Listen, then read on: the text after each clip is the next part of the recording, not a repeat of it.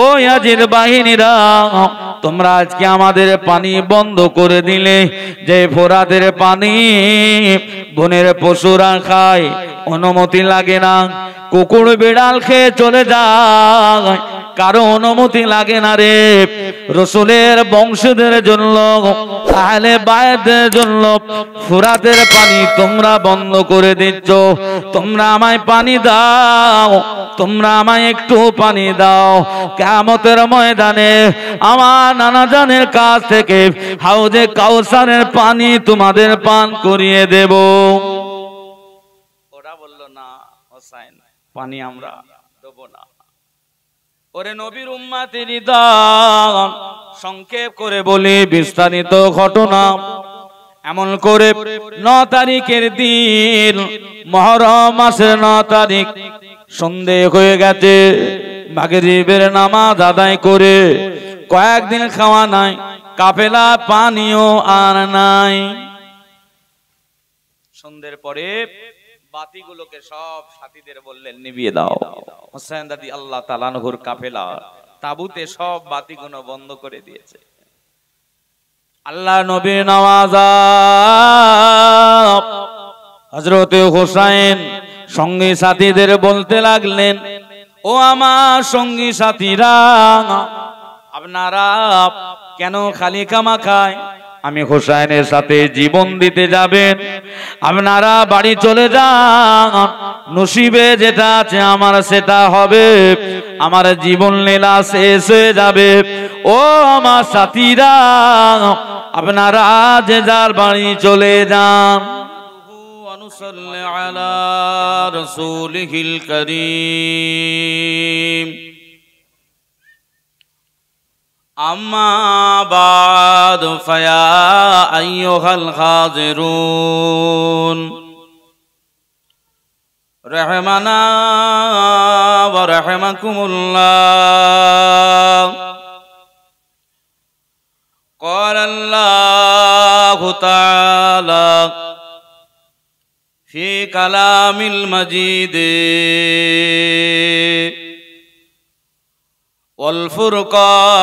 والفرقان الحميد،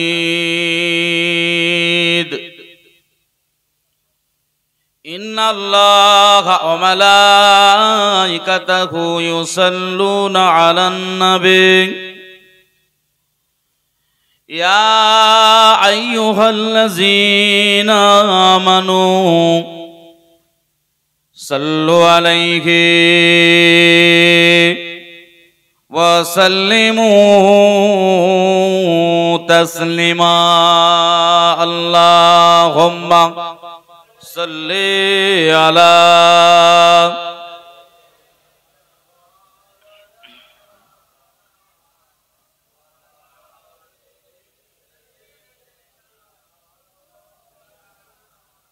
محبت درود شریف اللهم صل على سيدنا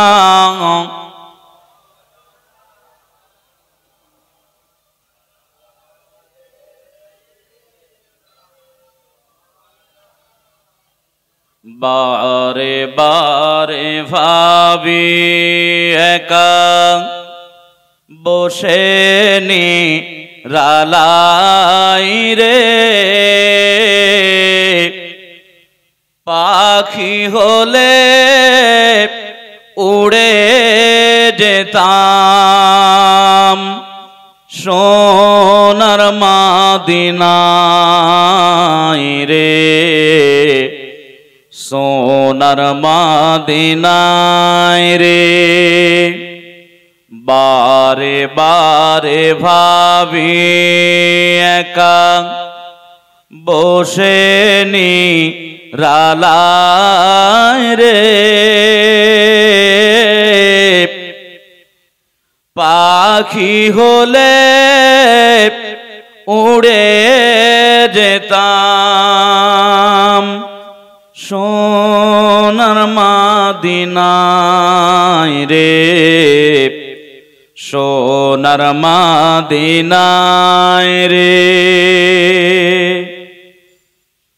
বুলবুলি নবীরা কথা শোনো উড়ে যাও কোথায় রে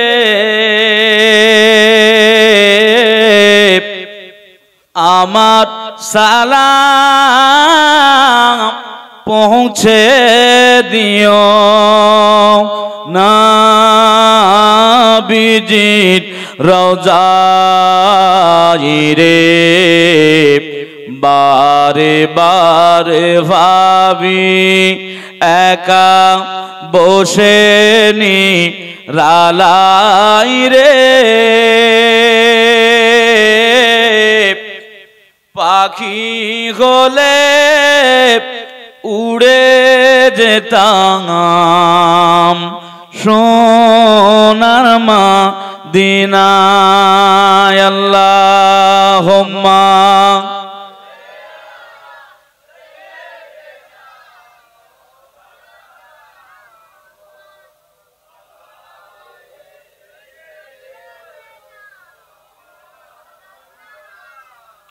আমার প্রাণে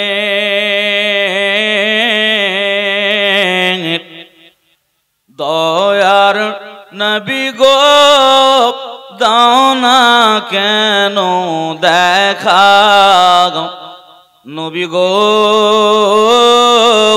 তোমায় ছেড়ে আহার কত কাল কাঁদেব বসে একা আমার প্রাণে দয়ার নবী গো দাও না কেন দেখা তোমায় ছেড়ে আর কত কাঁদবো বসে একা দিবানিশি দিবানিশি কেঁদে কেঁদে হইলাম পাগল পাহারা কেউ জানে না কেউ জানে না কান্দি কেন আমি নবী হারা আল্লাহুম্মা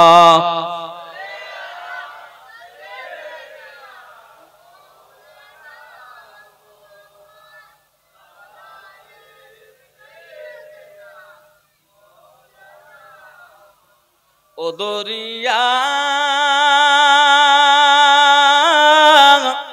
শুকিয়ে যারে তুই মদিনাতে যা মদিনায় যাবার মতো মদিনা যাবার মতন পয়সা মোরে নাই থাকতো যদি পাখির মতো আমার দুটি ডানা উড়িয়া সাগর পার হইতাম উড়িয়া সাগর পার হইতাম তোমার মদিনা আল্লাহুম্মা সাল্লি আলা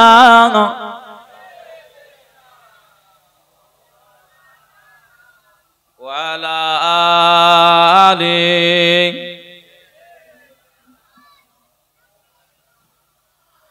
বলো লা ইলাহা ইল্লাল্লাহ লা ইলাহা ইল্লাল্লাহ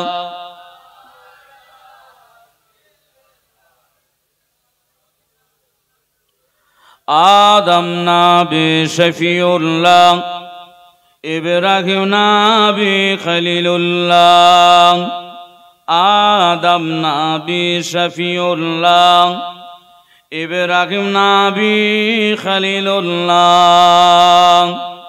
মূসা নবী কলিমুল্লাহ, আমাদের নবী হাবিবুল্লাহ। বলো লা ইলাহা ইল্লাল্লাহ।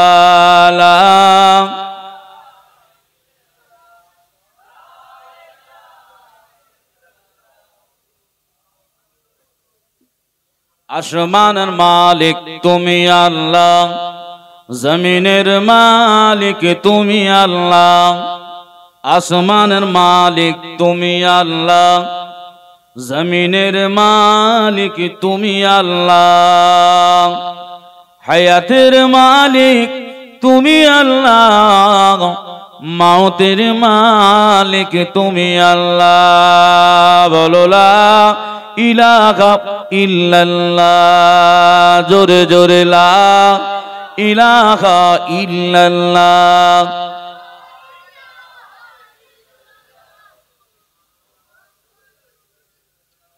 قال الله تعالى في كلام المجيد والفرقان الحميد ولا تقولوا لمن يقتل في سبيل الله أموات بل أحياء ولكن لا تشعرون. وقال الله تعالى أيضا في كتابه مخبرا وآمرا واستعينوا بالصبر والصلاة إن الله مع الصابرين.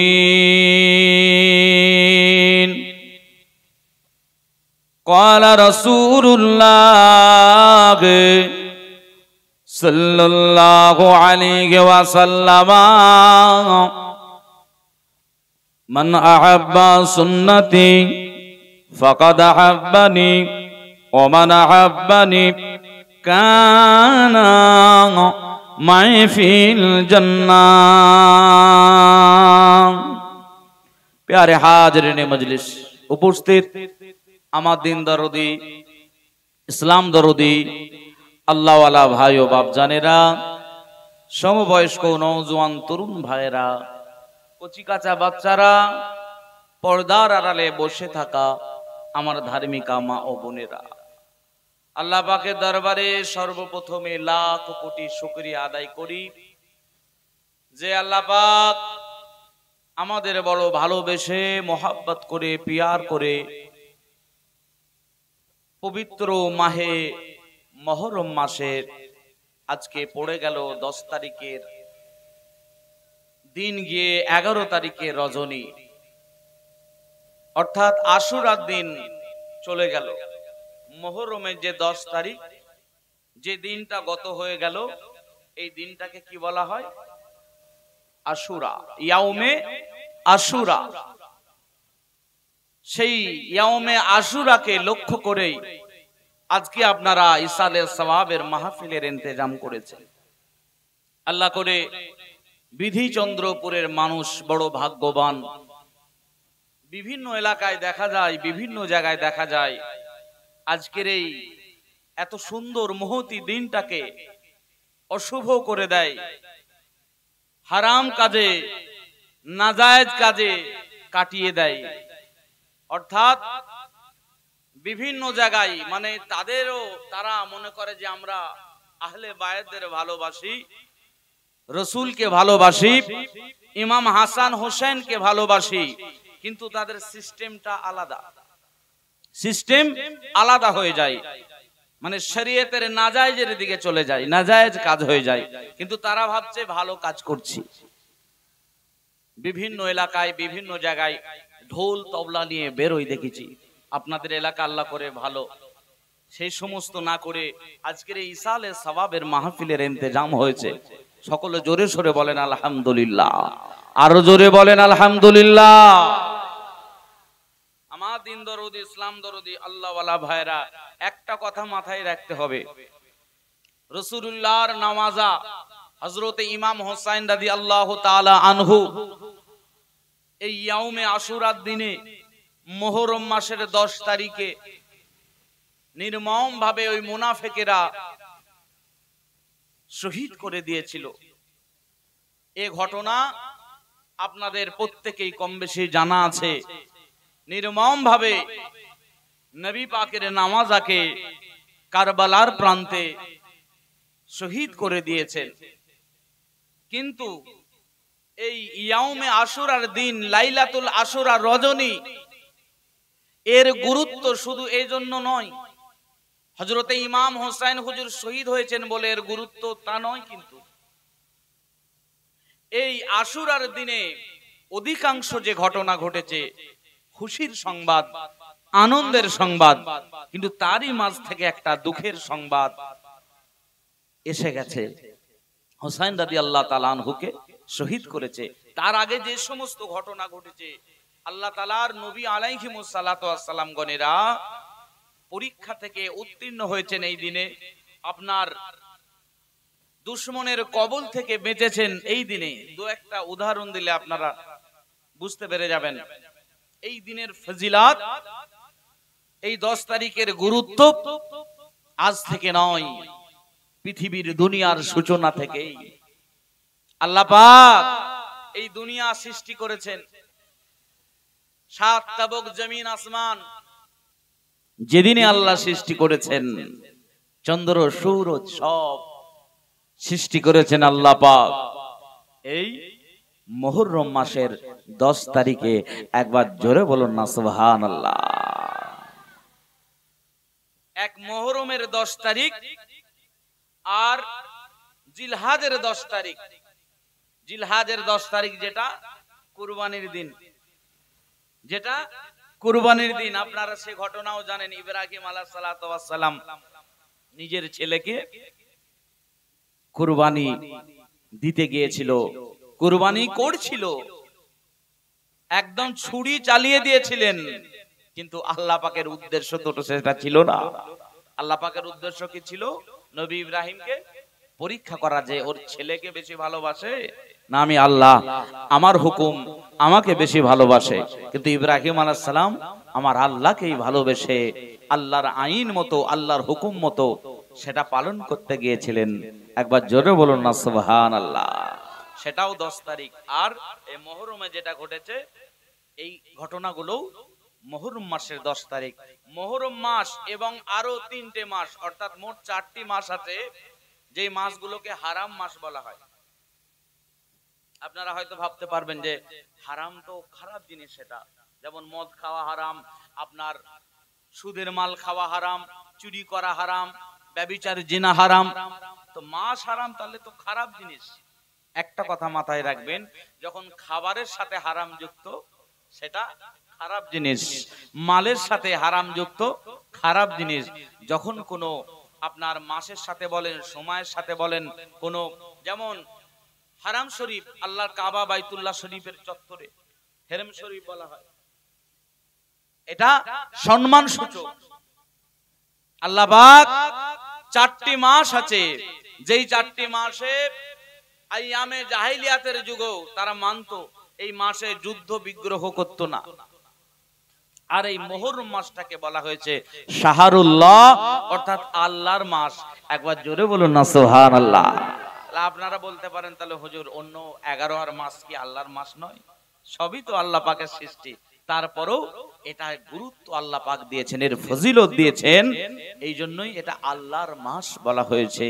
এই মুহররম মাসের অনেক ইতিহাস আছে, অনেক ঘটনা আছে।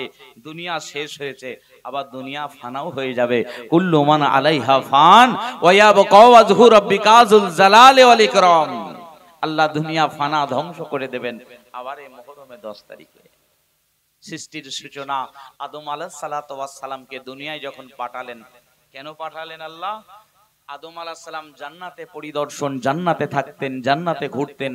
আল্লাহ পাক আদম নবীকে বলেছিল, নবী আদম রে, এই যে গন্ধম গাছের ফল এটা খাবে না, ওর ধারে পাশে যাবে না। কিন্তু কাটি মারা লোক ইবলিস, ইবলিস কাটি মেরে মেরে মেরে মেরে আদম আলাইহিস সালামকে কবজা করে ফেললো, সেই গাছের ফল খাইয়ে দিল। কি হলো? আল্লাহ পাক জান্নাত থেকে দুনিয়ায় আদম আলাইহিস সালামকে ফেলে দিলেন। তো আল্লাহ পাকের লীলা খেলা, আদম নবী গন্ধম না খাবে তো দুনিয়া কি করে আসবে? হ্যাঁ, আল্লাহ পাকের লীলা খেলা বোঝা বড় দায়। তো আদম আলাইহিস সালাম দুনিয়ায় আসার পরে নিজের ভুলের কথা স্মরণ করলেন, আল্লাহর দরবারে কাঁদতে লাগলেন। কি বলে কাঁদলেন? রব্বানা যালামনা আনফুসানা ওয়া ইন লাম তাগফির লানা ওয়া তারহামনা লানাকুনান্না মিনাল খাসিরিন। আল্লাহ পাক নফসের প্রতি জুলুম করেছে, অত্যাচার করেছে, ভুল করেছে, আল্লাহ পাক আপনি ক্ষমা করে দিন। আল্লাহর কাছে আদম আলাইহিস সালাম এইভাবে দোয়া চেয়েছিলেন। দোয়া চেয়ে চেয়ে 300 বছর কেটে গেছে। তারপরে নবী আদমের দোয়া আল্লাহ কবুল করেছেন। তো নবী আদমের দোয়া যেদিনে কবুল করেছিলেন আল্লাহ পাক, সেই দিনটা কিন্তু এই ইয়াউমে আশুরার দিন ছিল। একবার চিৎকার দিয়ে বলুন সুবহানাল্লাহ। মুসলমানের ছেলেরা, নওজওয়ানেরা, তরুণেরা, আল্লাহ পাকের জলিলুর কদর নবী হযরতে মুসা কালিমুল্লাহ জামানায় খাট্টা কাফে ছিল, যে কাফেরটা ইবলিস শয়তানের থেকেও আরো বেশি বেড়ে গিয়েছিল। বলেছিল আনা রব্বুকুমুল আলা, আমি হলাম বড় খোদা। সেটা হলো ফেরাউন। আজও পর্যন্ত আমার আল্লাহ পাক তার নমুনা স্বরূপ দুনিয়া জমিনে রেখে দিয়েছেন। ফেরাউনের লাশটা মাটিও ছুঁয়ে না, ফেরাউনের লাশটা পানিতেও ডুবে না। পানির মধ্যে, যে সাগরের মধ্যে ফেরাউন ডুবে মারা গিয়েছিল, সেই সাগরটার নাম হলো লোহিত সাগর, লাল সাগর। ওই লাল সাগরের মধ্যে ফেরাউন 3 থেকে 3,500 বছর ধরে পানি, ওই ফেরাউনকে পানি তো খায় না, মাটিও ছোঁয় না। কত বছর? 3 থেকে 3,500 বছর। আজও পর্যন্ত আল্লাহ নমুনা রেখে দিয়েছে। বেটা, তুই বলেছিলিস আমি হচ্ছি বড় খোদা, দুনিয়ার মানুষ তোকে দেখবে। আজও মিশরে চলে যান, সরকারি জাদুঘরে, মিউজিয়ামে রাখা আছে। ইন্টারনেট মারলেও পেয়ে যাবেন। এখন তো ইন্টারনেটের যুগ, যাওয়া লাগবে না, কেন বসে দেখতে পেয়ে যাবেন। তো ওই বেটা কি করেছিল বলেন তো? আল্লাহ নবী মুসা কালিমুল্লাহ একত্ববাদ প্রচার করছেন, সেটা বন্ধ করে দেবে। কারণ ও বলেছে তো আমি হচ্ছি রব, আমি হচ্ছি বড় আল্লাহ, বড় খোদা। বলুন নাউজুবিল্লাহ। আনা রব্বুকুমুল আলা, আমি হচ্ছি বড় রব। ওই বেটা যখন আল্লাহ নবী মুসা একত্ববাদ প্রচার করা শুরু করলেন, এই দেখছে তো নবী মুসার দিকে মানুষ চলে যাচ্ছে। এই তো নবী মুসাকে রাখা যাবে না। আল্লাহর পাকের লীলা খেলা। মুসা আলাইহিস সালাতু ওয়াস সালাম দুনিয়া আসার আগে ওই জুলুমকারী, নিপীড়নকারী ফেরাউন কি করেছিল? যত বাচ্চা শিশু ছিল এবং মায়ের গর্ভে থেকে বাচ্চা পয়দা ভূমিষ্ঠ যখন হতো, সঙ্গে সঙ্গে মেরে দিত, শেষ করে দিত। আজকেও যেই কায়দায় ফিলিস্তিনি মুসলমানদের উপর অত্যাচার করছে নেতানিয়াহু, সেদিনে ফেরাউনও একই কায়দায়। কারণ খব দেখেছিল, স্বপ্ন দেখেছিল যে ফেরাউন তোমার রাজত্বে একটা সন্তান আসছে, তোমার রাজত্ব কেড়ে নেবে। রাজত্ব কেড়ে নেবে বলে মেরে দিচ্ছে। আর ওরই ঘরে আল্লাহ পাক নবী মুসাকে লালন পালন করিয়ে দিয়েছিলেন। একবার জোরে বলুন না সুবহানাল্লাহ। এই ঘটনা অনেক, এদিকে গেলে আজকে চলবে না, কারণ আজকের আলোচনা একটু অন্য করতে হবে। আপনার মুসা আলাইহিস সালাতু ওয়াস সালামকে মেরে দেবে বলে ওই ফেরাউন ধাওয়া করেছে, ছুটেছেন মুসা নবী এবং সঙ্গে বনি ইসরাইল যারা ঈমানদার, ছুটে ছুটে ছুটে ছুটে, আর রাস্তা নেই, সামনে সাগর। কি করবে? মুসা নবীর সহচররা বলছেন আর বাঁচার কোনো উপায় নেই, পিছনে শত্রু আর সামনে ঢেউ সমুদ্রের, কি করে বাঁচা যাবে? আমার আল্লাহ নবী মূসাকে জানিয়ে দিলেন, ও নবী মূসা কালিমুল্লাহ, আপনি ভীত হবেন না, সন্তুষ্ট হবেন না। নবী মূসা আপনি ঘাবড়াবেন না, আপনাকে আমি আল্লাহ যে আশাখানা দান করেছে, এই নবী মূসা কালিমুল্লাহ আপনার আশাখানা সমুদ্রে একবার নিক্ষেপ করে দেন। আল্লাহর নবী মূসা আল্লাহর উপর ভরসা করে সমুদ্রের উপর নিক্ষেপ করলেন। সঙ্গে সঙ্গে একটা দুটো নয়, আমার আল্লাহ পাক 12টা রাস্তা তৈরি করে দিলে। কটা রাস্তা? 12টা রাস্তা দিয়ে নবী মূসা নেমে এবং ঈমানদার যারা দৌড়েছেন, ছুটেছেন, ছুটে ছুটে ছুটে ছুটে যাচ্ছেন। এদিকে ফেরাউন এসে দেখছে কত ঝকঝকে রাস্তা। ফেরাউনের যারা অনুসারী তারা বলছে সমুদ্রের উপরে রাস্তা তো আগে ছিল না। বলছে বেটা, গত রাত্রিতে এই রাস্তা তো আমি করে গেছি। কে বলছে? ফেরাউন বলছে রাস্তা রাতে বেলা এসে আমি করে দিয়ে গেছি। বেটা কত বড় মিথ্যুক। বলে কেন বললো? কারণ নামতে চায় না ওই রাস্তায়। ফেরাউনের অনুসারী যারা তারা তো নামতে চায় না, জানে ডুবে মারা যাব। ও বলেছে আমি করেছি, তো ওরা নেমে পড়েছে। ব্যাস, নেমে মোটামুটি মাছ দরিয়ায় ওইদিকে নবী মূসা আলাইহিস সালাম চলে গেছে ওই পাড়ে। আল্লাহর হুকুম হয়ে গেল, আল্লাহ পাক পানির উপরে আইন জারি করে দিলে, এই পানি, আল্লাহর হুকুম কুন ফায়াকুন, হও হয়ে যা পানি। তুই যেমন পানি ছিলিস রাস্তা আবার তুই পানি হয়ে যা। পানি হয়ে গেল। মাছ দরিয়া এবারে কি করবে বেটা? ইয়ার নদী সাঁতরা কেটে পার হয়ে যাবে। সমুদ্র বড় বড় ঢেউ, হাবুডুবু খেতে লাগলো। ফেরাউন তখন বলতে লাগে, এই নবী মূসার আল্লাহ, এই হারুন আলাইহিস সালামের আল্লাহ, আমি ঈমান আনব, আমাকে ক্ষমা করে দেন। আমি ঈমান আনব, আমাকে বিপদ থেকে বাঁচিয়ে দেন। আল্লাহ পাকের দরবারে এমন করে ফেরাউন দুবার দোয়া চেয়েছিল। দুবারের পরে তৃতীয়বার দোয়া চাইবে না রে না। আল্লাহ পাকের ফেরেশতা হযরতে জিবরিল আলাইহিস সালাম সমুদ্র থেকে এক খামচা পাক কাদা নিয়ে ফেরাউনের গালে সাটাস করে মেরেছে। ফেরাউনের গালের ভিতরে ঢুকে ফেরাউনের গাল মুখ বন্ধ হয়ে গেছে। একবার জোরে জোরে বলুন সুবহানাল্লাহ। ফেরাউনের গালে মেরে দিয়েছে, কারণ দুবার দোয়া চেয়েছে, তৃতীয়বারের মাথায় যখন কাদা দিয়েছে ছটফট করে মারা গেছে। আল্লাহ রসুল আমার আপনার নবী, নূরের নবী, দয়ার নবী 1 তারিখে জিবরিলকে জিজ্ঞাসা করেছিলেন, ভাই জিবরিল, আচ্ছা আপনি বলেন তো, ফেরাউন যখন সমুদ্রে হাবুডুবু খাচ্ছে, তারপরে আপনি গালে যে পাক দিয়ে দিয়েছিলেন, ওটা কি আল্লাহ পাক আপনাকে হুকুম করেছিল না নিজে থেকে করেছেন? জিবরিল আমিন রাসূলুল্লাহকে বললেন, ইয়া রাসূলুল্লাহ, ইয়া হাবিবাল্লাহ, এতদিন এই প্রশ্ন আমায় কেউ কোনোদিন করেনি।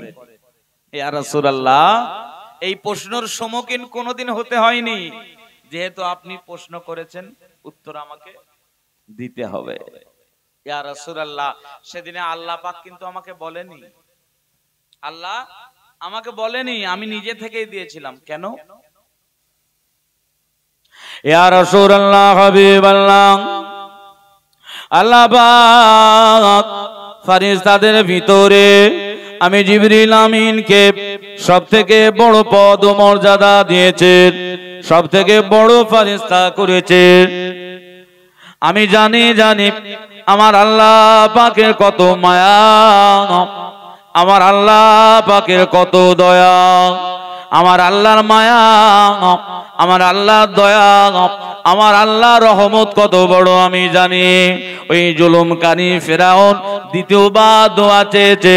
এমন করে যদি দোয়া চাইতে থাকে, আল্লাহ পাক ফেরাউনকে যদি মাফ করে দেয়, তার জন্য আমি গালে পাক দিয়ে দিলাম, তৃতীয়বার আর আল্লাহর কাছে চাইতে না পারে। একবার জোরে জোরে বলুন সুবহানাল্লাহ।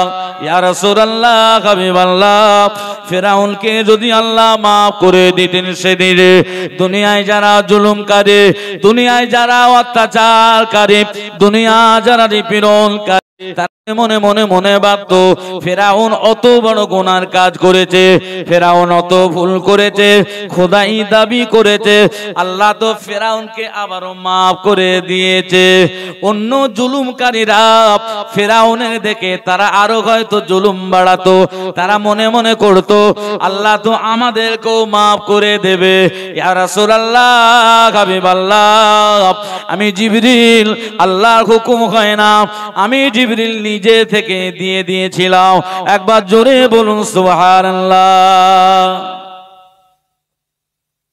আমি নিজে থেকে দিয়েছিলাম। তো ফেরাউনের কবল থেকে আল্লাহ নবী মূসা আলাইহিস সালাম যেদিন সমুদ্র পার হয়ে ওইদিকে চলে গিয়েছিলেন, ওই দিনটাও কিন্তু এই মুহররম মাসের ইয়াউমে আশুরা, আপনার 10 তারিখের দিন ছিল। একবার জোরে বলুন না সুবহানাল্লাহ। সেই দিনেই আপনারা এই আলোচনার মাজলিস করেছেন। আল্লাহ পাকের নবী হযরতে নূহ আলাইহিস সালাতু ওয়াস সালাম, হযরতে নূহ আলাইহিস সালাতু ওয়াস সালাম নাম শুনেছেন তো? নবী নূহ আলাইহিস সালাম। নবী নূহ কওমেরা এত বদমাইশ, নবী নূহ আলাইহিস সালাম দাওয়াত দিচ্ছেন একত্ববাদে, কেউ মানছেন না। শেষমেশে রাগেতে কি করেছিলেন আল্লাহ? এদের গজব দিয়ে ধ্বংস করে দিলেন। কি গজব হয়েছিল? কি গজব হয়েছিল? প্লাবন, বন্যা। আপনারা তো বন্যা ভালো করে জানবেন, আপনাদের এলাকায় তো বন্যা প্রায় হয়, হয়তো নাকি? তো গোটা দুনিয়ায় বন্যা দিয়েছে আল্লাহ, গোটা পৃথিবীতে কোনো জায়গায় ফাঁকা নেই। একটা কিস্তি আল্লাহ পাক নৌকা দিয়েছিলেন, ওই নৌকার উপরে ভেসে ভেসে নবী নূহ আলাইহিস সালাম এবং যারা ঈমানদার ছিল এবং পশু পাখি সব জুড়ায় জুড়ায় আল্লাহ পাক তুলে দিয়েছিলেন। তাই জন্যই আবার ওই নবী নূহ আলাইহিস সালামকে দ্বিতীয় আদম বলা হয়। সব তখন ধ্বংস হয়ে গিয়েছিল আপনার। এমন কি নবী নূহ আলাইহিস সালামের নিজের পেটের সন্তান, সেও ধ্বংস হয়ে গিয়েছিল, কারণ সেও আল্লাহকে মানেনি। সেও আল্লাহকে মানেনি, বলছে তোমার নৌকো কেন উঠবো, ওই যদি পাহাড়ে গিয়ে আমি বেঁচে যাব। গোটা দুনিয়ায় বন্যা, বলছে পাহাড়ে গিয়ে বেঁচে যাব। আসলে খোদার মার দুনিয়ার বার একটা, যাদের মোহর আল্লাহ মেরে দিয়েছে আর হবে না। তো নবী নূহ আলাইহিস সালাতু ওয়াস সালামকে ওই বন্যার কবল থেকে যেদিন বাঁচিয়েছিলেন, সেই দিনটাও এই মুহররমের 10 তারিখ। একবার জোরে বলেন সুবহানাল্লাহ।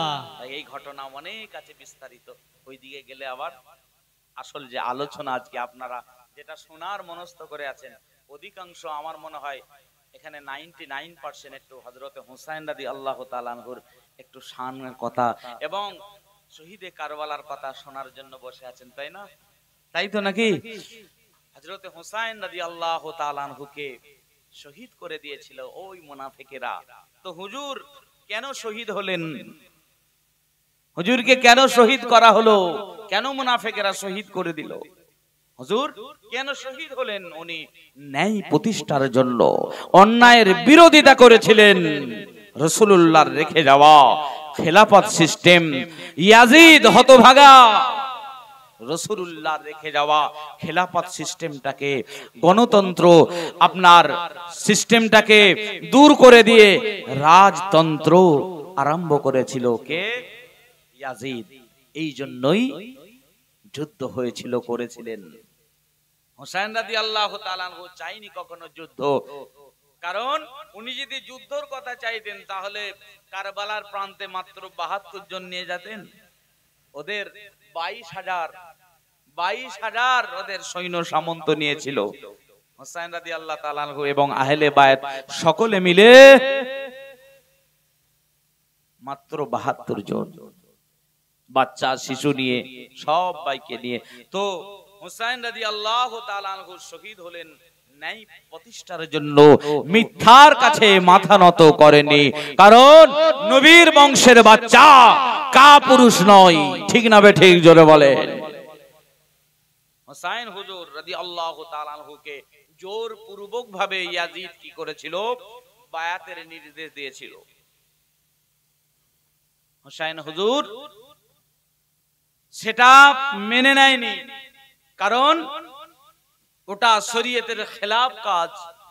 নানা জানের রেখে যাওয়া গণতন্ত্র, খেলাফত কায়েম, খেলাফত সিস্টেম, তার বিরুদ্ধে। রাজতন্ত্র অর্থাৎ বাদশা যে থাকবে তার ছেলে হবে, আবার সে বাদশা হয়ে যাবে, তার যোগ্যতা থাকুক আর নাই থাকুক। এটা ইসলামে শরীয়তের সিস্টেম চলবে না।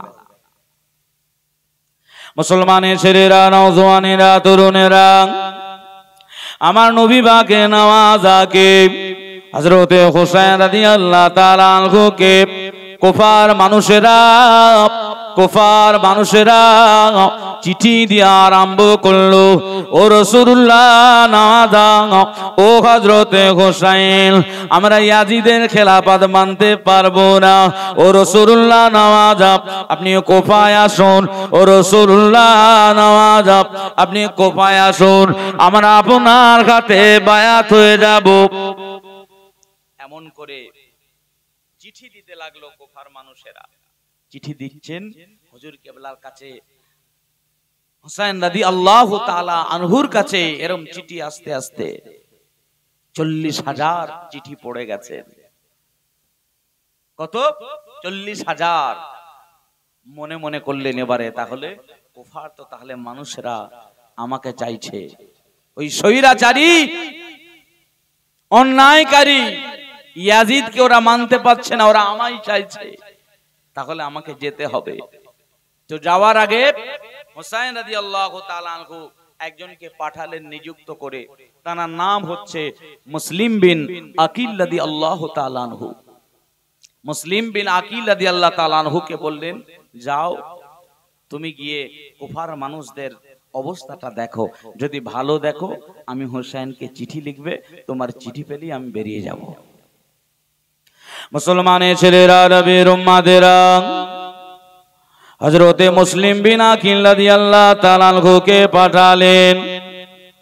কুফার মানুষেরা মুসলিম বিন আকিলকে পেয়ে দলে দলে দলে দলে দলে দলে এসে হযরতে হুসাইন রাদিয়াল্লাহু তাআলা আনহুর নামে বায়াত শুরু হলো। এমন করে কয়েকদিনের ভিতরে 40,000 মানুষ হুসাইন হুজুরের নামে বায়াত হয়ে গিয়েছিল। ও ভাইজানেরা, চিঠিখানা হুসাইন রাদিয়াল্লাহু তাআলা আনহু যখন পেলেন, ও রাসূলুল্লাহ নওয়াজা, ও হযরতে হুসাইন, কুফার মানুষেরা আপনাকে চাইছে, আপনি দেরি করবেন না, কুফায় তাড়াতাড়ি চলে আসুন। কুফার মানুষেরা আপনার হাতে বায়াত নেবেন। আমার হাতে আপনার নামে বায়াত নিয়েছে 40,000। আপনি দেরি করবেন না, তাড়াতাড়ি করে কুফায় পাড়ি দেন। হযরতে হুসাইন রাদিয়াল্লাহু তাআলা আনহু পাড়ি দেবেন মক্কা শরীফ থেকে। মক্কা শরীফ থেকে কুফায় যাবেন। আল্লাহর নবীর বড় বড় জলিলুল কদর সাহাবারা ছিলেন। ও আমার নবী পাকে নওয়াজা, ও হযরতে হুসাইন, আপনি যাবেন না, কারণ কুফার মানুষেরা ওরা বড় বিশ্বাসঘাতকতা। ও হযরতে হুসাইন, ওরা হযরতে ওসমানকে নিয়ে শহীদ করেছে। আপনার আব্বা জান শেরে খোদা হযরতে আলীকে শহীদ করে দিয়েছে। আপনি কুফায় যাবেন না, কুফার মানুষেরা ওরা হলো বড় বিশ্বাসঘাতক। কিন্তু চিঠি এসেছে তো 40,000। হুসাইন বললেন, না, আমাকে যেতেই হবে, মদিনায় আমার থাকা যাবে না। আমার নানা জান মদিনায় আর থাকতে মানা করেছে, স্বপ্নে দেখিয়েছে, আমাকে যেতেই হবে। তো যাবেন বলে বেরিয়েছেন। সঙ্গে ৭২ জন মাত্র কাফেলা নিয়ে যাচ্ছেন। ওরে নবীর উম্মতের দল, ওই বিশ্বাসঘাতক কুফার মানুষেরা ৪০,০০০ যখন হযরতে হুসাইনের নামে বায়াত হয়েছে, ইয়াজির খবর পেয়ে গেছে, ইয়াজির খবর পেয়ে গেছে হুসাইনের নামে কুফার মানুষেরা দলে দলে দলে দলে বায়াত হচ্ছে। ওই সময় কুফার গভর্নর ছিল হযরতে নুমান বিন বাশির রাদিয়াল্লাহু তাআলা আনহু। হযরতে নুমান বিন বাশির যিনি আমার রাসূলুল্লাহকে ভালোবেসেছিলেন, হযরতে হুসাইনকে ভালোবেসেছিলেন, জানার হৃদয়ে আহলে বায়তের প্রেম সদা সর্বদা জাগ্রত ছিল। একবার জোরে জোরে বলুন সুবহানাল্লাহ।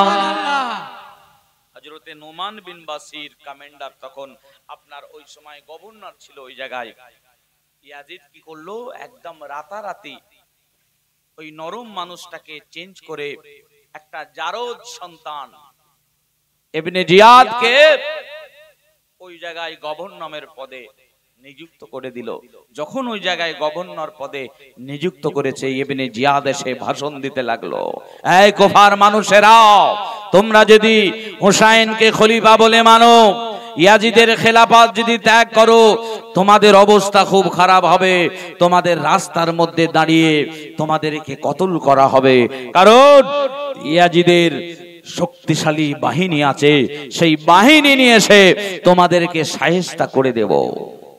যখন এই ভাষণ শুনেছে, ওরা তো বিশ্বাসঘাতকতা, আস্তে আস্তে আস্তে আস্তে আস্তে আস্তে হুসাইনের পাঠানো সেই মুসলিম বিন আকিল রাদিয়াল্লাহু তাআলা আনহুর হাতে বায়াত হওয়া লোকগুলো আস্তে আস্তে আস্তে আস্তে কেটে পড়ছে। সব দিনে কাটতে কাটতে কাটতে কাটতে মাগরিবের পশ্চিমে সূর্য ডুবে গেছে। মাগরিবের সময় মাত্র ৪০,০০০ থেকে ৩০টা ঠেকেছে।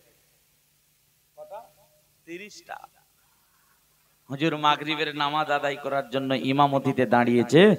আসসালামু আলাইকুম ওয়া রাহমাতুল্লাহ, আসসালামু আলাইকুম ওয়া রাহমাতুল্লাহ। হুজুর দেখতে পেলেন ওই ৩০টা লোকও আর নেই, হুজুর একাই রয়েছেন, সবাই চলে গেছে। ৪০,০০০ থেকে সব চলে গেছে। কত বড় বিশ্বাসঘাতকতা, তাহলে চিন্তা করেন। মুসলমানের ছেলেরা, নবীর উম্মতেরা, ইয়াজিদ বাহিনী ইবনে জিয়াদ কি করলো, মুসলিম বিন আকিলকে এবার মারার জন্য খুঁজতে লাগলো। ও ভাইজানেরা, মুসলিম বিন আকিল রাদিয়াল্লাহু তাআলা যেদিনে বাড়ি থেকে বেরিয়েছিলেন, হুজুর আমার সঙ্গে দুটো সন্তান ছিল। সন্তানগুলো মাহারা ছেলে, মা দুনিয়া থেকে বিদায় নিয়েছে। মুসলিম বিন আকিল মাহারা ছেলেগুলোকে নিয়ে ওই কুফা দিকে রওনা দিয়েছিলেন। সুন্দর ছেলে, মদিনার বাচ্চা বাচ্চা দুটো, মুসলিম বিন আকিলের দুটো সন্তান, কারণ মা দুনিয়ায় নেই, কার কাছে রেখে যাবে, নিয়ে গিয়েছিলেন। ওরে নবীর উম্মতের দল, আমার নবী পাকের নামাজাত পাঠানো প্রতিনিধি মুসলিম বিন আকিল রাদিয়াল্লাহু তাআলা আনহুকে ওই ইবনে জিয়াদের বাহিনী, এদের বাহিনীরা প্রকাশ্যে উপর থেকে, ছাদ থেকে নিচে জমিনে ফেলে দিয়ে মেরে দিল, শহীদ করে দিল। হুজুর আমার মুসলিম বিন আকিল রাদিয়াল্লাহু তাআলা শাহাদাত বরণ করলেন। ইন্না লিল্লাহি ওয়া ইন্না ইলাইহি রাজিউন। মুসলিম বিন আকিল যখন ভেবেছিল যে আমাকে মেরে দেবে এরা, তখন ওই সময় ওই এলাকায় যে কাজী ছিল বিশ্বস্ত, ওই কাজীর হাতে দুটো ছেলেকে তুলে দিয়ে গেছিলেন।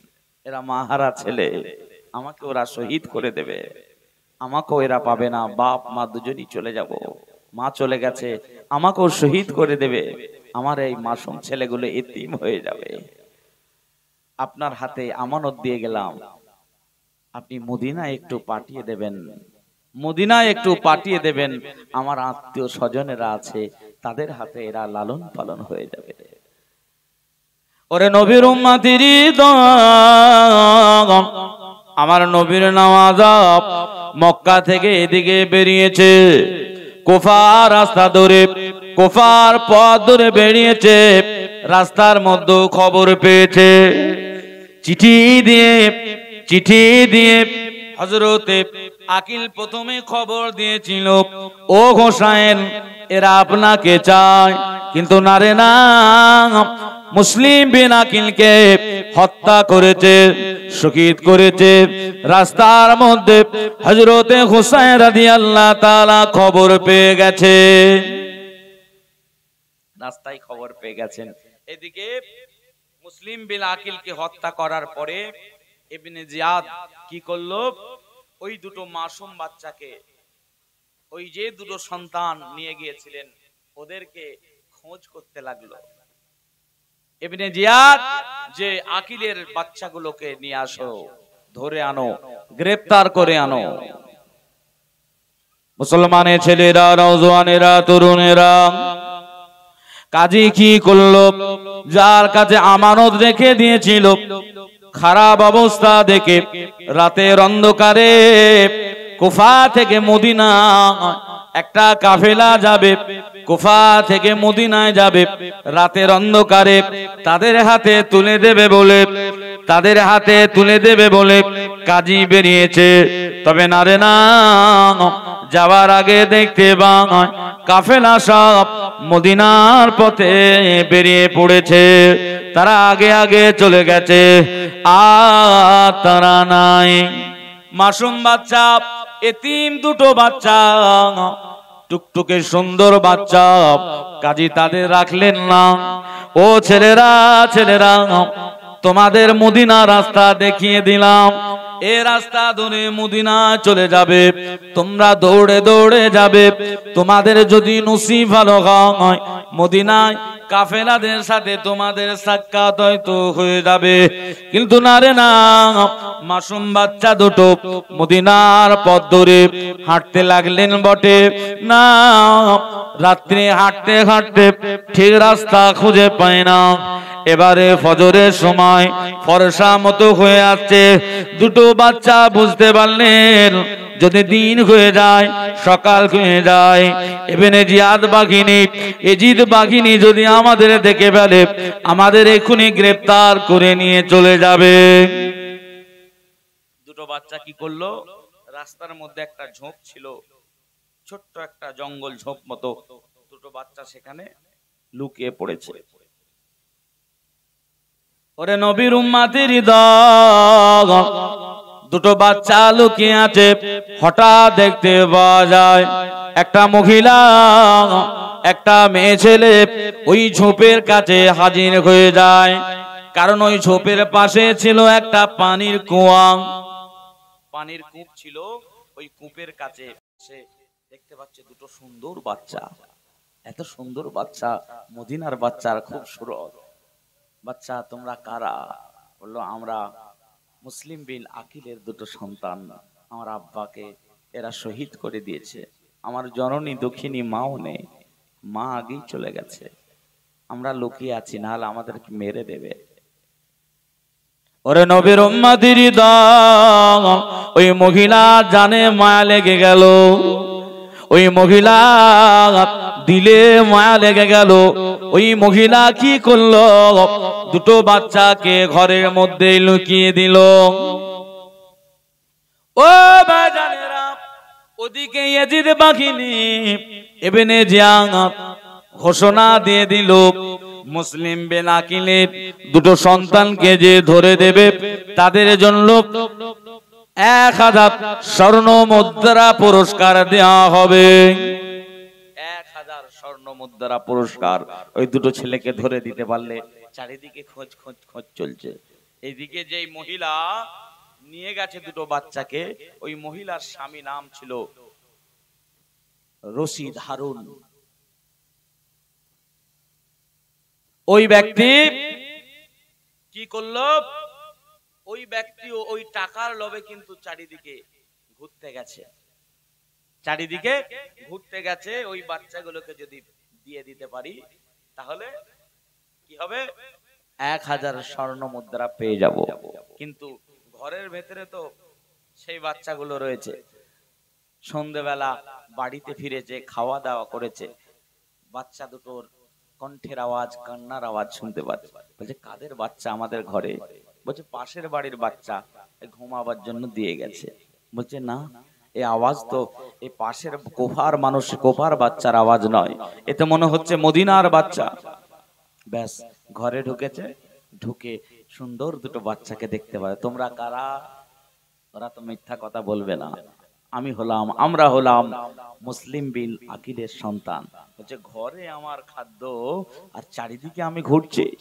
বিবি এদের কি তো আমি সারাদিন খুঁজছিলাম 1000 স্বর্ণ মুদ্রার জন্য, নিয়ে যাব এদেরকে। মুসলমানের ছেলেরা, নওজওয়ানেরা, তরুণেরা মাসুম বাচ্চাদের নিয়ে চলে যাবে ইয়াজিদের ইবনে জিয়াদের দরবারে। এমন সময় ওই ব্যক্তির গোলাম ছিল, ওই গোলাম একটা হাতে বর্ষা নিয়ে মালিকের সামনে দাঁড়িয়েছে। মালিক, আমি গোলাম হতে পারি, আমার দিলেতে রাসূলুল্লাহর মোহাব্বত আছে, আমার দিলেতে নবীর নামাজার মোহাব্বত আছে, আমার দিলেতে আহলে বায়তের ভালোবাসা আছে। এদের যদি আপনি ইবনে জিয়াদের কাছে নিয়ে যান, এই বললাম যারা আপনাকে মারবো, আপনার বিরুদ্ধে আমি গোলাম হতে পারি, যুদ্ধ করব। যখনই ওই কথা বলেছে, ও বেটা কি করলো? সঙ্গে সঙ্গে কতল করে দিল, শহীদ করে দিল ওই গোলামকে। গোলাম শহীদ হয়ে গেছে, নিয়ে যাবে। দুটো বাচ্চা এসেছে ওই ব্যক্তির। ও বাজানেরা, দুটো বাচ্চা সে সামনে দাঁড়িয়েছে, বলতে লেগেছে আমার নবীর উপরে যদি অত্যাচার হয়, আহলে বায়তের উপরে যদি অত্যাচার হয়, এখানে আমি দেখব না আমার মাকে, দেখব না আমার বাবাকে, এখানে আমি আপনার বিরুদ্ধে অস্ত্র ধরব, আপনার বিরুদ্ধে এখনই আমরা দুই ভাই মিলে যুদ্ধ করব। আপনি যদি এদেরকে নিয়ে যান, আমরা দুই ভাই আপনার বিরুদ্ধে তলোয়ার ধরব। যখনই বলেছে, নিজের ছেলে দুটোকে শহীদ করে দিয়েছে, দুটো ছেলেকে শহীদ করে দিয়েছে। শেষে বিবি ছিল, যেই মহিলাটা ওই বাচ্চাদের নিয়ে গিয়েছিল, তাদের হৃদয়ে ছিল আল্লাহর রাসূলের প্রেম। স্বামীর বিরুদ্ধে তলোয়ার ধরেছে। স্বামী, আপনি যদি এই বাচ্চা দুটোকে নিয়ে যান, আমি স্বামী দেখব না, এখন আপনাকে, আপনার বিরুদ্ধে আমি অস্ত্র ধরব। ব্যাস, বিবিকেও কতল করে দিয়েছে, শহীদ করে দিয়েছে। শহীদ করে দেওয়ার পরে আহারে মুসলিম বিন আকিলের মা হারা ছেলেটাকে, বাপ হারা ছেলেটাকে, দুটো ছেলেকে জবাই করে দিয়েছে।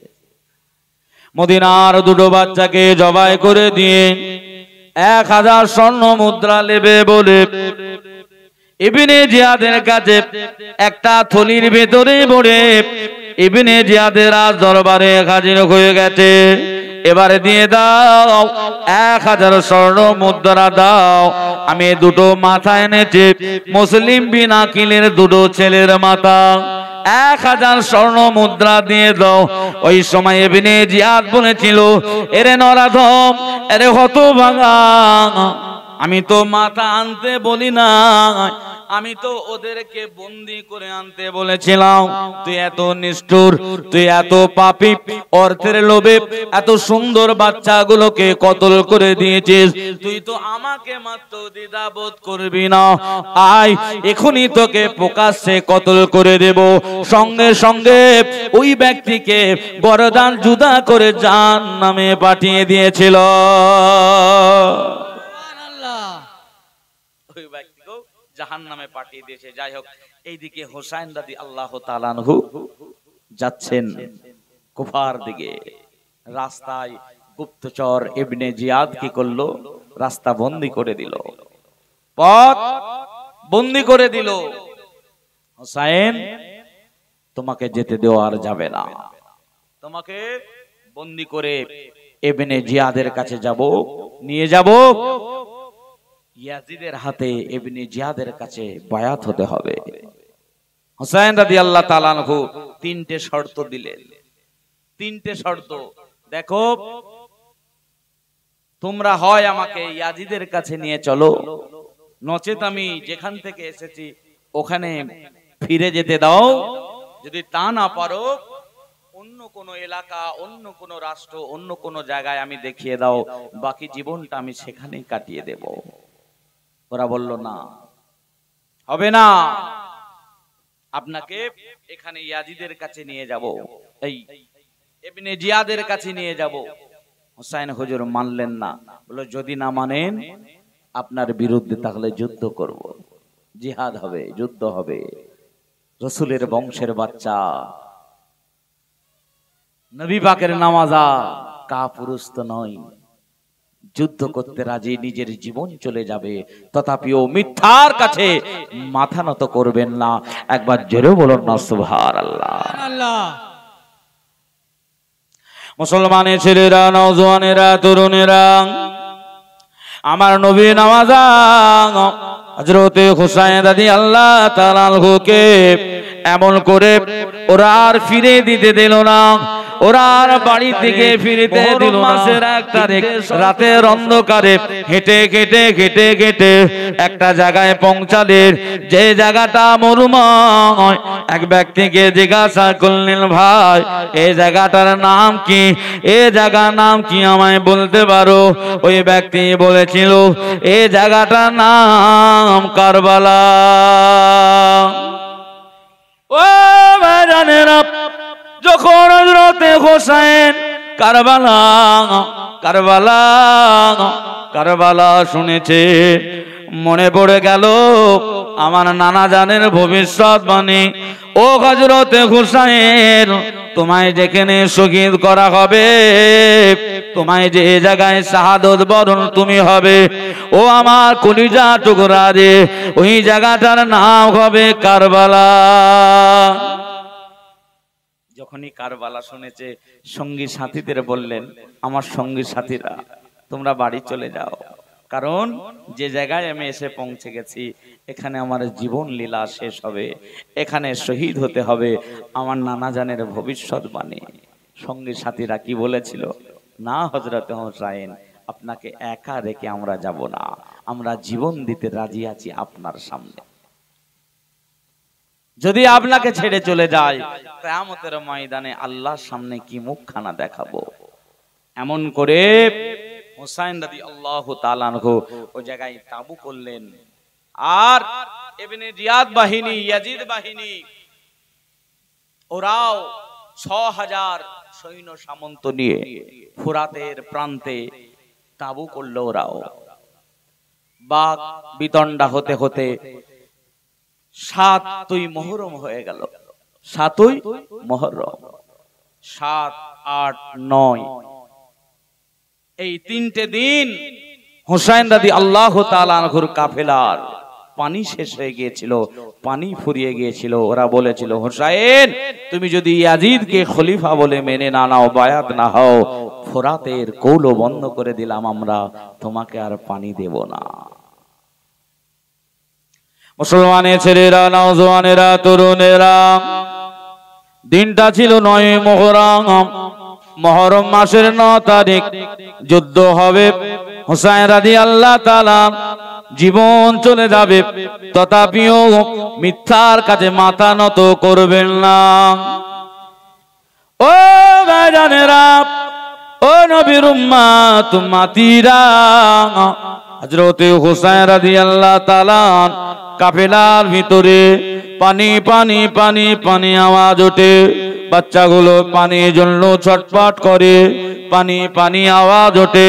হযরতে হুসাইন রাদিয়াল্লাহু তাআলা ফোরাতের কোলে গিয়ে ওই ইয়াজিদ বাহিনীদের কাছে বলেছিল, ও ইয়াজিদ বাহিনীরা, তোমরা আজকে আমাদের পানি বন্ধ করে দিলে, যে ফোরাতের পানি বনের পশুরা খায়, অনুমতি লাগে না, কুকুর বিড়াল খেয়ে চলে যায়, কারো অনুমতি লাগে না রে। রাসূলের বংশধরের জন্য, আহলে বায়তের জন্য ফুরাতের পানি তোমরা বন্ধ করে দিচ্ছ। তোমরা আমায় পানি দাও, তোমরা আমায় একটু পানি দাও।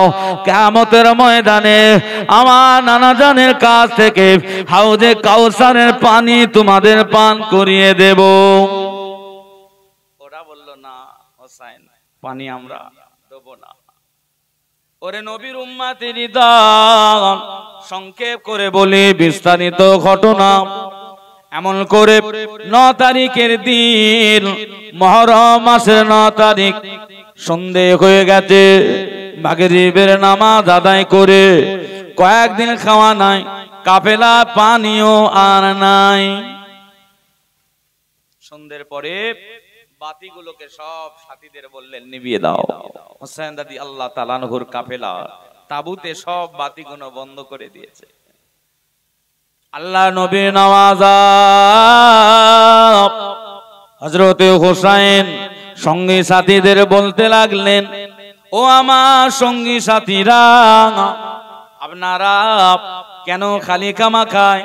আমি হোসেনের সাথে জীবন দিতে যাবেন, আপনারা বাড়ি চলে যান। নসিবে যেটা আছে আমার সেটা হবে, আমার জীবন লীলা শেষ হয়ে যাবে।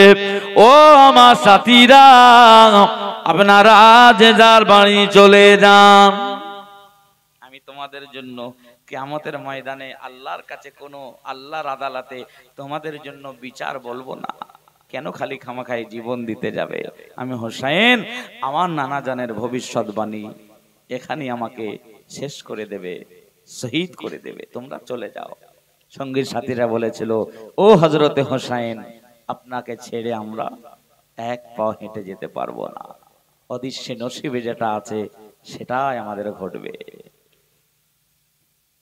আল্লাহর নবীর নওয়াজা সারা রাত ধরে আশুরা রজনীতে আল্লাহ দরবারে ইবাদত বন্দেগী করলেন, কান্নাকাটি করলেন। ও সঙ্গী সাথীরা, তোমরা আল্লাহর কাছে চেয়ে নাও, আল্লাহর ইবাদত বন্দেগী করে নাও। আমাদের জীবনের বিদায় রজনী, আর আমাদের জীবনে আর রাত আসবে না।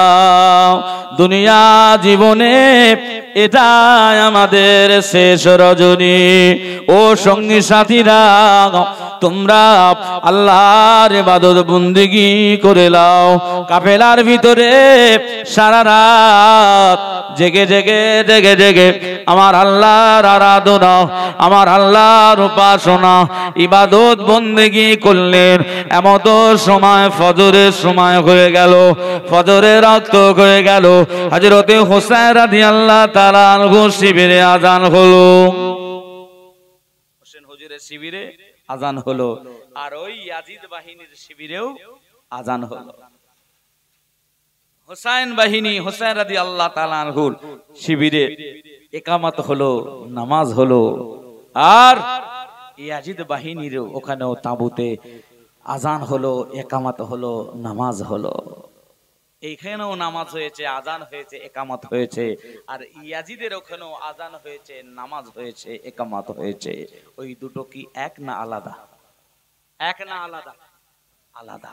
কারণ এই শিবিরে আল্লাহ রাসূলের প্রেম, আল্লাহর প্রেম, আর ওই শিবিরে রাসূলের দুশমনী। আজও বর্তমান সময়, বর্তমান প্রেক্ষাপট, বিভিন্ন এখন মসজিদ তৈরি হচ্ছে ভাই, নতুন নতুন, সেখানেও আযান হচ্ছে। আহলে সুন্নাত ওয়াল জামাত মসজিদেও আযান হচ্ছে। দুটো আযান কিন্তু এক নয়। এই আযানে আছে আল্লাহ রাসূলের প্রেম, আল্লাহর প্রেম, ভালোবাসা, মহব্বত। ঠিক না বে ঠিক? জোরে বলে। মুসলমানের ছেলেরা, নওজওয়ানেরা নামাজ হয়ে গেল, শেষে হোসেন রাদিয়াল্লাহু তাআলা আনহু জান ভরে দোয়া করলেন। সেই রজনীতেই স্বপ্ন দেখেছিল, আল্লাহর নবী বলছে, হোসেন, হোসেন ধৈর্য ধরো, সবর করো। হোসেন, অতি শীঘ্রই আমার সাথে তোমার সাক্ষাৎ হয়ে যাচ্ছে, আমি তোমার জন্য ইফতার রেডি করে রাখছি। হোসেন সবর করো, ধৈর্য ধরো। 10ই মুহররমের দিন কারবালার প্রান্তরে, কারবালার ময়দানে এবারে যুদ্ধ আরম্ভ হয়ে যাবে, যুদ্ধ শুরু হয়ে যাবে রে। একে একে একে একে সব কারবালা যুদ্ধের দামামা বেজে গিয়েছে, যুদ্ধ চলছে, জিহাদ চলছে। হোসেন রাদিয়াল্লাহু তাআলা আনহুর পক্ষ থেকে যুদ্ধ চলছে। ওই বেদিলদের, ওই মুনাফিকদের কতল করে দিয়ে জাহান্নামে পাঠাচ্ছেন। আবারও এদিক থেকে শাহাদাত বরণ করে নিচ্ছেন, শাহাদাতের পানি পান করে নিচ্ছেন। এমন করে আস্তে আস্তে জিহাদ চলতে চলতে চলতে চলতে শেষের দিকে মাত্র 72-এর মধ্যে তো 32 জন বাচ্চা আর মহিলা, 40 জন মাত্র উপযুক্ত। ওরে নবীর উম্মতেরই দল, ওরে নবীর উম্মতেরই দল, আল্লাহ নবী নওয়াজ হযরতে হুসাইন রাদিয়াল্লাহু তাআলা আনহু সাহেবজাদা হযরতে আলী আকবর, হযরতে আলী আকবর রাদিয়াল্লাহু তাআলা যুদ্ধের সাজছে যে এবার কারবালার ময়দানে যাবে। রাসূলুল্লাহ নওয়াজ হযরতে হুসাইন বলেছিল, ও বাবা ছেলে রে, বাবা আলী আকবর রে, বাবা তুমি যুদ্ধে যেও না বাবা, তোমার নানা জানের দিনের হিফাজতের জন্য তোমায় রেখে যাব, যুদ্ধে যেও না বাবা, তোমায় রেখে যাব। শুনলে তবে তো আলী আকবর কি জবাব দিয়েছিলেন? ও আমার আব্বা জান, ও আমার নানা, ও আমার আব্বা জান, না না না, আমার বড় ভাই হযরতে কাসেম রাদিয়াল্লাহু তাআলা জিহাদের ময়দানে, কারবালার ময়দানে গিয়ে শাহাদাত বরণ করেছে। আমারও ওই পথে যেতে চাই, আমিও শাহাদাত বরণের জন্য কারবালার ময়দানে যুদ্ধে যেতে চাই। অনুমতি দিয়ে দিলেন। আলী আকবর হুজুরও শহীদ হয়ে গেলেন। সব প্রায় একে একে শেষ। কাফেলার ভিতরে আর কেউ নেই রে, কান্নারোল কান্নারোল, পানি নাই পানি নাই, বাচ্চাগুলো ছটফট করে পানির অভাবে। হযরতে হুসাইন রাদিয়াল্লাহু তাআলা আনহুকে বাচ্চা শিশু ছিল হযরতে আলী আসগার, আলী আসগার কে হুসাইনের কোলে তুলে দিয়েছে। এলান স্বামী আমার, ও নবী বাকি নওয়াজা, আপনার সন্তানটা একটু পানি দেন, আপনার সন্তানকে যদি পানি না দেন আপনার সন্তান ছটফট করে মারা যাবে, একটু পানি দেন। পানির জন্য আর সহ্য করতে পারছে না। হযরতে হুসাইন হুজুর বাচ্চাকে কোলে করে নিয়ে গিয়েছিল, ফোরাত নদীর কাছে গিয়ে বলেছিল, এ ইয়াজিদ বাহিনীরা, ইবনে জিয়াদ বাহিনীরা, একটু পানি দাও। আমি হুসাইন না হলে তোমাদের শত্রু, আমি হুসাইন না হলে তোমাদের দুশমন। আমার এই নবী বংশের বাচ্চাটা, আমার এই মাসুম বাচ্চাটা পানির অভাবে মারা যাবে। এ বাচ্চা কি অন্যায় করেছে, এ বাচ্চা কি অপরাধ করেছে, আমায় পানি দিতে হবে না, আমার এই বাচ্চাটাকে একটু তোমরা পানি দাও। না রে না, পানি দিয়া তো দূরের কথা, ইয়াজিদ বাহিনী দিতে থেকে একটা তীর ছুঁড়ে মারে হযরতে হুসাইনের হুজুরের দিকে।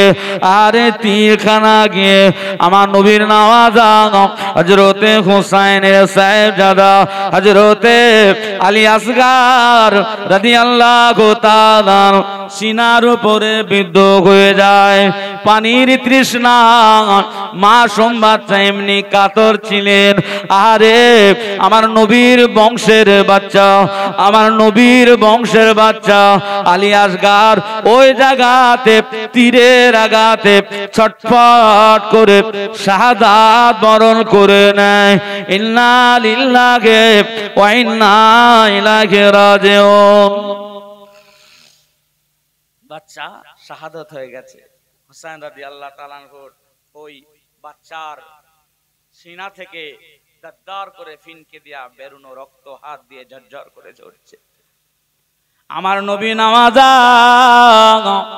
ওই বাচ্চাটাকে তাঁবুর মধ্যে গিয়ে বাচ্চার মাকে ডেকে বলে, এলাও তোমার বাচ্চা নিয়ে এলাও, তোমার বাচ্চা আর পানি পানি বলবে না, তোমার বাচ্চা পানি চাইবে না, তোমার বাচ্চা দুনিয়ার পানি আর চাইবে না রে, তোমার বাচ্চাকে সারাবার তহুরা পান করিয়ে এনেছে,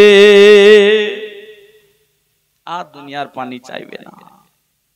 তো হোসাইন হুজুরের ছেলে আলী আকবর হুজুর যুদ্ধ করতে করতে একবার পিপাসা লেগেছে, পিপাসা লাগার সাথে সাথে ছুটে এসেছে, আব্বা জান বড়টা পিপাসা লেগেছে, একটু পানি দেন আব্বা, আব্বা একটু পানি দেন।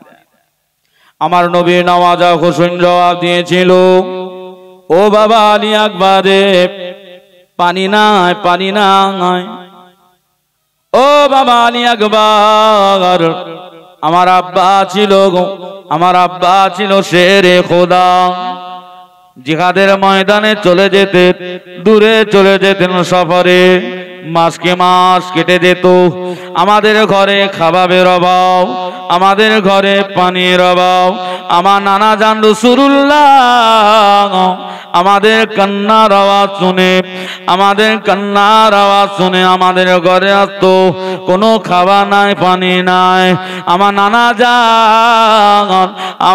জান আমি হোসাইনদের জিহবা বার করে দিত, আমার নানা জানের জিহবা যখন চুষতাম, আমার নানা জানের জিহবা যখন চুষতাম, সঙ্গে সঙ্গে আমাদের পেটের ক্ষুধা জ্বালা যন্ত্রণা তৃষ্ণা সমস্ত কিছু নিবারণ হয়ে যেত। জোরে বলতে পারলেন না? নারে তাকবীর। হুসাইন রাদিয়াল্লাহু তাআলা আনহু বাচ্চাকে বললেন, আমি জিহবাটা বার করে দিলাম, আমার জিহবাটা চুষে চলে যাও। জিহবা একটু চুষে নিয়ে আবার চলে গেলেন। আহারে, হুসাইন রাদিয়াল্লাহু তাআলা আনহুর বড় সন্তান জিহাদের ময়দানে গিয়ে শাহাদাত বরণ করলেন। এমন সময় আর কেউ নেই, হুসাইন হুজুর কাফেলার কাছ থেকে বিদায় নিবেন, বিদায় নেওয়ার জন্য গিয়েছেন। কাফেলার কান্না রোল পড়ে গেছে, কান্না কান্না। আল্লাহ নবীর নাম, আল্লাহ নবী নাম। হযরতে হুসাইন রাদিয়াল্লাহু তাআলা বোন হযরতে যায়েনাব রাদিয়াল্লাহু তাআলা আনহুকে জড়িয়ে ধরে কাঁদে, বললে আর দুনিয়ায় দেখা হবে না, বললে আর দুনিয়ায় দেখা হবে না। আল্লাহ পাক যদি দেখা করায় কিয়ামতে দেখা হবে রে, দুনিয়ায় আর দেখা হবে না। বোন আর ভাই দুজনা মিলে গলা জড়িয়েছে, জজ্জার করে যায়েনাব রাদিয়াল্লাহু তাআলা আনহু কাঁদছে, হযরতে হুসাইনও কাঁদে, হযরতে যায়েনাবও কাঁদে, কাফেলার সমস্ত আহলে বায়াতরা কান্নার রোল পড়ে গেছে। আরে দয়া নবী নওয়াজা মাথায় পাগড়ি পড়েছে রাসূলুল্লাহ, ফাতেমার চাদর নিজে গায়ে জড়িয়ে নিয়েছে, আর হাতে জুলফিকার শেরে খোদা আলীর রেখে যাওয়া তলোয়ার নিয়ে দুলদুলের উপরে চড়ে দুলদুলের উপরে চড়ে কারবালার ময়দানে হযরতে হুসাইন ঘোড়ার উপরে সওয়ারি হয়ে কারবালার প্রান্তে একবার ঘুরতে লেগেছে। কারবালায় হুসাইন ঘুরে ইয়াজিদ বাহিনীরা দেখতে পায়, দেখ রে দেখ কারবালার ময়দানে হুসাইন ঘুরছে, না না না, যেন মনে করছে রে দিন দুনিয়ার বাদশাহ কারবালার ময়দানে ঘুরতে লেগেছে। ও বাজারেরা, ওই নিষ্ঠুরেরা, পাষাণেরা তারপরও হুসাইনের বিরুদ্ধে তলোয়ার মারতে দ্বিধা বোধ করে না। এমন করে হযরতে হুসাইন হুজুর যুদ্ধে লিপ্ত হয়ে গেছে। জুলফিকার তলোয়ার ডান দিকে চালিয়েছে, বাম দিকে চালিয়েছে। হুসাইন হুজুরের তলোয়ারের সামনে আসবে কারো ক্ষমতা নাই। একবার জোরে জোরে বলুন সুবহানাল্লাহ। সব শত্রুরা দৌড়ে পালিয়ে গেছে, ছুটে ছুটে ছুটে ছুটে পালিয়ে গেছে, কারণ ওই জুলফিকার তলোয়ারের সামনে এসে কেউ পাত্তা পায়নি, সব চলে গেছে।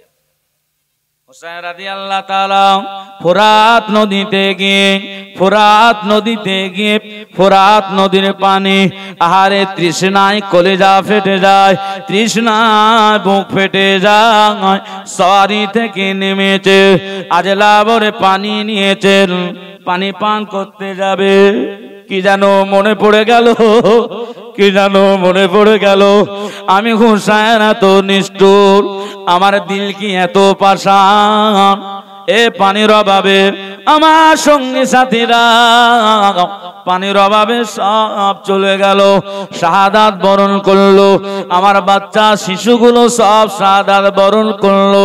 আমি হুসাইন এত নিষ্ঠুর, আমি হুসাইন পানি পান করতে পারবো না, পানি ফেলে দিয়েছে। ইয়াজিদ বাহিনীরা দেখতে পেয়েছে রে হুসাইন পানি পান করে না, দূর থেকে তীর ছুড়ে মেরেছে। আরে তীরখানা এসে আল্লাহ নবী নামাজাত সিনার উপরে বিদ্ধ হয়ে যায়।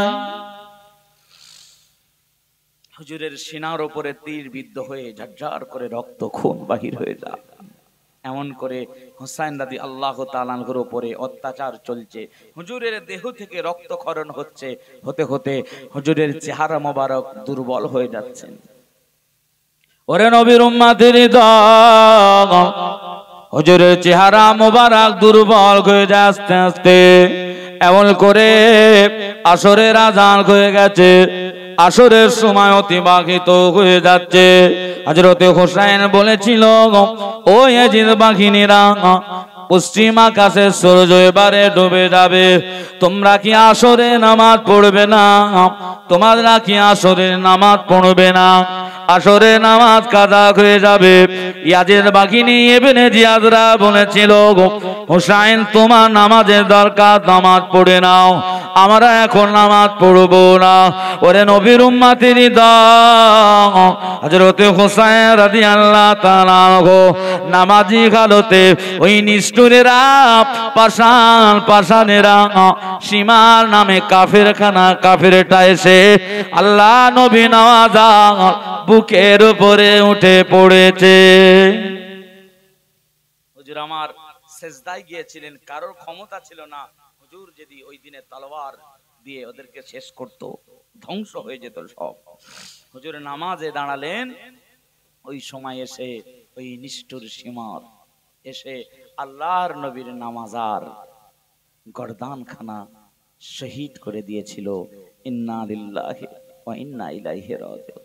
আকাশ কাঁদে, বাতাস কাঁদে, কারবালার ময়দান থরথর করে কাঁদে। ও ইয়াজিদ বাহিনী, ইবনে জিয়াদ বাহিনী, তা তো আশা মেটে না। ইমাম ইবনে কাসির আল বিদায়া ওয়ান নিহায়া আল বিদায়া ওয়ান নিহায়া কিতাবে উল্লেখ করেছেন হযরতে হুসাইন হুজুরের দেহ মোবারকটাকে জিসম মোবারকটাকে ওরা অপমান করবে বলে একটা দুটো নয় 70 খানা ঘোড়া নিয়ে আমার নবীর নামাজ হযরতে হুসাইন রাদিয়াল্লাহু তাআলা আনহুর জিসম মোবারকের উপর দিয়ে ঘোড়া চড়তে লেগেছে সওয়ার হয়ে শহীদ করে আশা মেটে না তারপরে ঘোড়ার পা দিয়ে দলিত করছেন নবী পাকের কলিজার টুকরা হুসাইনকে হযরতে হুসাইনের দেহ মোবারকে এমন কোন জায়গা ছিল না রে দয়া নবী আমার স্নেহের চুমা দেয় না ও ভাইজানেরা হযরতে হুসাইনের বোন হযরতে যায়েনাব রাদিয়াল্লাহু তাআলা আনহু ওই জায়গাটা কাছে এসে ওই দেহ মোবারকের কাছে এসে জিসম মোবারকের কাছে দৃশ্যখানা দেখে মদিনার পানে চেয়ে নানা জানের দিকে লক্ষ্য করে বলেছিলেন নানা জান আপনার কলিজার টুকরা হুসাইনের উপর কি অত্যাচার করছে হুসাইনের দেহটাকে আপনার কিছু উম্মাতিরা ঘোড়ার পায়ে দলিত মথিত করছে আরে কত কষ্ট দিয়েছিল আল্লাহর কাবা বাইতুল্লাহ আমার নবী পাকের জলিলুল কদর সাহাবা হযরতে ইবনে আব্বাস রাদিয়াল্লাহু তাআলা আনহু কাবা শরীফের দেওয়ালে কাবা শরীফের চত্বরে একটু হেলান দিয়ে বসে তন্দ্রা মতো পড়ে গিয়েছে এমন সময় খবরে দেখতে পায় আমার আপনার নবী নূরের নবী দয়া নবী হাবিবুল্লাহ নবী জনাবে মুহাম্মদুর রাসূলুল্লাহ সাল্লাল্লাহু আলাইহি ওয়াসাল্লাম দুটো হাতে রক্ত রয়েছে মক্কা দিকে ছুটে বলে ও ইবনে আব্বাস মক্কার মানুষদেরকে বলে দাও মক্কার মানুষদেরকে জানিয়ে দাও আমার নওয়াজা হুসাইন আর নাই রে আমার হুসাইনকে ওই নিষ্ঠুরেরা ওই পাষাণীরা আমার হুসাইনকে এমন করে মেরেছে আমার হুসাইনকে এমন করে শহীদ করে দিয়ে ওদের তাও আশা মেটে না ঘোড়ার পায়ে মথিত দলিত করেছে ও ইবনে আব্বাস রে মক্কার মানুষদের বলে দাও মক্কার মানুষদের জানিয়ে দাও আমার হুসাইন আর নাই রে আমি এখন কারবালার ময়দানে দেখে আমার নাতিকে আমার নওয়াজাকে কারবালার ময়দানে আমি রাসূলুল্লাহ দেখলাম এখনই শহীদ করে দিয়েছে আমার দুই হাতে আমার হুসাইনের রক্ত আমার দুই হাতে আমার হুসাইনের শাহাদাতের রক্ত এ রক্ত নিয়ে আমি রাসূলুল্লাহ আল্লাহ পাকের কাছে জমা দিয়ে দেব একবার জোরে বলুন সুবহানাল্লাহ আরো জোরে একবার দুরূদ শরীফ আল্লাহুম্মা সাল্লি আলা সাইয়্যিদিনা মাওলানা মুহাম্মদ ওয়া আলা আলি সাইয়্যিদিনা মাওলানা মুহাম্মদ ওর দিন রাত কাঁদি শুধু নবীকে পেতে আমাদের জন্য কান্দেন নবী ওই মদিনাতে আমাদের জন্য কান্দেন নবী ওই মদিনাতে বলো বলো ইয়া রাসূল আল্লাহ ইয়া হাবিব আল্লাহ জোর সে বলো ইয়া রাসূল আল্লাহ ইয়া হাবিব আল্লাহ বলো বলো ইয়া রাসূল আল্লাহ, ইয়া হাবিবাল্লাহ। আল্লাহ নবীকে প্রথম সৃষ্টি করে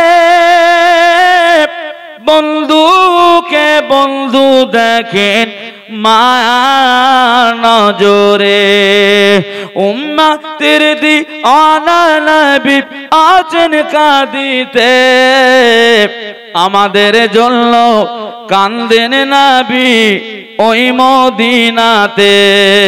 বলো বলো ইয়া রাসূল আল্লাহ, ইয়া হাবিবাল্লাহ। আরো জোরে ইয়া রাসূল আল্লাহ।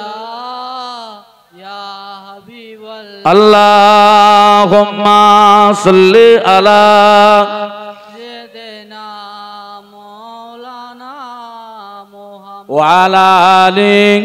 সাইয়্যিদিনা মাওলানা মুহাম্মদ। ভাই আমি দুঃখিত, কারণ আমার একটু আসতে লেটও হয়ে গিয়েছিল, আর আমার আরেক জায়গায় যেতে হবে, 11:30 প্রায় বাজে।